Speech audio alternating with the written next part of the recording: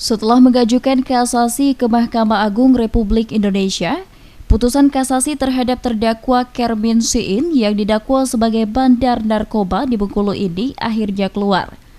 Dalam putusan kasasi yang diterima sementara oleh PH terdakwa, diketahui jika Kermin diputus pidana penjara selama 12 tahun atau lebih ringan dari banding sebelumnya, yakni selama 15 tahun penjara.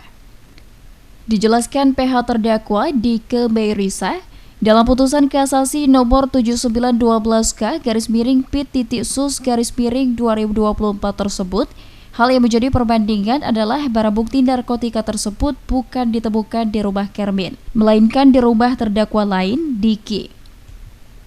Selanjutnya, meskipun hukuman Kermin lebih rendah dari banding, pihaknya akan mengajukan PK atau peninjauan kembali. Karena sebagaimana dinyatakan terdakwa, hukuman tersebut tidak sesuai apalagi barang bukti tidak ditemukan darinya.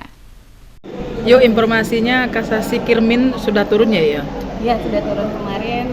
Putusan dari Mahkamah Agung mengeluarkan putusan pengadilan tinggi, tapi hanya berubah di hukuman pidananya. Hukuman pidananya kalau pengadilan tinggi 15 tahun, kalau Mahkamah Agung turun jadi 12 tahun. Itu apa dasarnya mengajukan kasasi? Karena Kermin seperti di pledoi kita di pengadilan negeri kemarin tingkat pertama itu tidak, barang itu kan BB-nya tidak berada di kuasa Kermin, tapi ditemukan di atas pelapor. Sebelumnya, Jaksa Penuntut Umum Kejari Bengkulu mengajukan upaya banding ke Pengadilan Tinggi Bengkulu lantaran menilai hukuman yang dijatuhkan terhadap terdakwa Kermin CS terlalu ringan.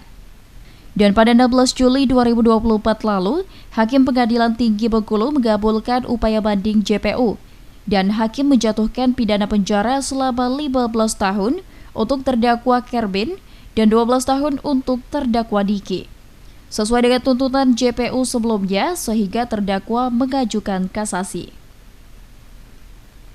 Rendra Ditya Gunawan, RBTV melaporkan.